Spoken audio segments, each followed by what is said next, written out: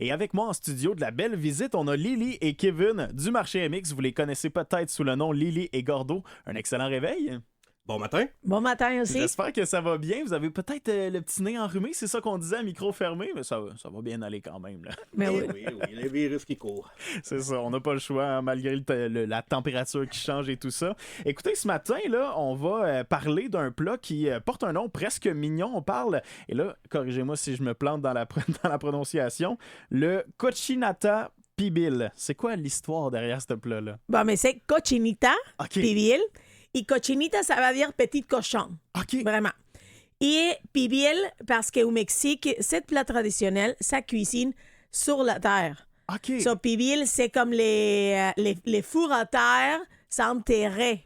OK. Vraiment. So, nous, on ne les fait pas comme ça, mais c'est la façon traditionnelle. C'est un plat traditionnel de la péninsule de Yucatan.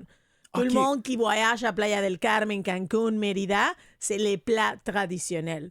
So, nous, on l'a ici pour que les gens connaissent tous les goûts mexicains, toutes les saveurs. Est-ce que vous pouvez m'expliquer pourquoi c'est orangé?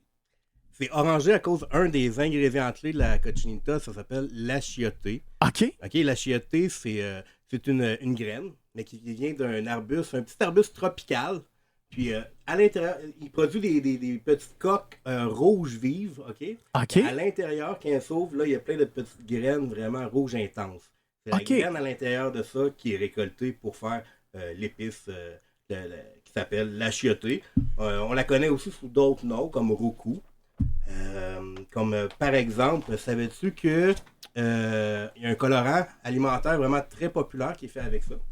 OK, c'est Tu lequel? regardes, à la maison, là, regarde ton fromage cheddar. Ah qui est ouais? jaune. OK, tant que Tu ça. vois Hein? beaucoup dans les ingrédients, ben c'est de l'achioté. C'est le même ingrédient que la cochinita pibil du Mexique. OK, Ouais. puis est-ce que c'est tachant, cette espèce de colorant-là? Ça colore quand même. Oui. Vraiment, oui. C'est tachant. Et des fois, Tu travailles avec des gants, là. on utilise des gants parce que même, tu vas voir tes ustensiles de la cuisine, ça colorait. C'est vraiment intense. OK. Et la caractéristique, c'est que ça pousse juste à la péninsule de Yucatan. OK. C'est pas partout C'est au Mexique, vraiment c'est juste local, vraiment là. local, exactement. OK. Ouais. Mais tu sais, c'est tachant. On peut s'entendre que c'est comme de la sauce à spaghetti et tout ça. On travaille avec des choses qui tachent dans la cuisine. C'est pas la fin du monde, là. Oui, mais attention, c'est rouge, mais il faut dire que ça pique pas.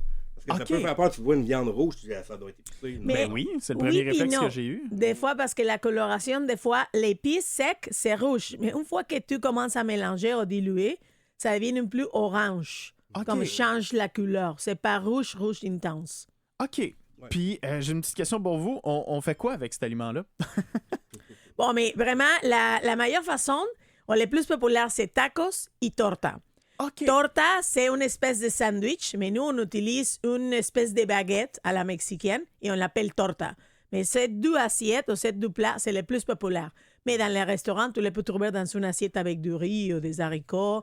Mais vraiment, c'est tacos et torta, accompagné des oignons marinés, que ça aussi, c'est un mélange typique parce qu'on marine les oignons avec l'habanero. OK. Que c'est aussi typique de la péninsule. Et là, ça devient piquant. Mais ça dépend. Peut-être que tu mets juste une minimum quantité pour donner comme les goûts, pas Ouais, que juste ça pour devienne. rehausser un peu, là. Exact, mais ça dépend de toi. Il y a des personnes qui mettent beaucoup habanero parce qu'ils aiment que ça devienne piquant. Il y a des autres personnes que c'est juste vraiment pour donner les goûts. Ah, moi, j'en mets trop. C'est ça le problème. Ah. Quitte à le regretter plus tard, c'est pas un problème. Merci beaucoup. Puis si jamais les gens qui nous écoutent ce matin là, sont curieux de voir vos autres produits ou voir cela justement avec leurs propres yeux, vous avez un site internet, réseaux sociaux, comment on peut vous rejoindre? Oui, on a le site internet sur lilyegardo.com. Vous allez retrouver toutes les informations sur le marché MX de Drummondville, tout ce qu'on offre comme service, des cours de cuisine, les ateliers.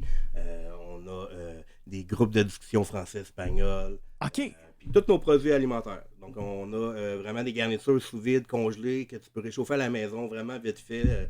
Tu gardes ça dans ton congélateur, sur ça la visite, tu sors, tu fais des tacos, c'est fait en 15 minutes. C'est pratique. 15 minutes, c'est vraiment pas long. On Pour est de au vrai, là. centre-ville. Ouais, c'est pas long, là.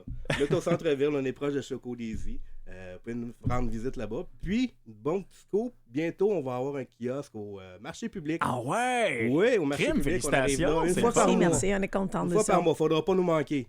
Quand ça passe, on Ouais. y va. Donc, on va amener des produits, on va avoir des belles nouveautés aussi. On va faire des bols de riz rouge mexicain avec la garniture de la cochinita, par exemple. Il va y avoir les oignons marinés, tout ça, les haricots refrits.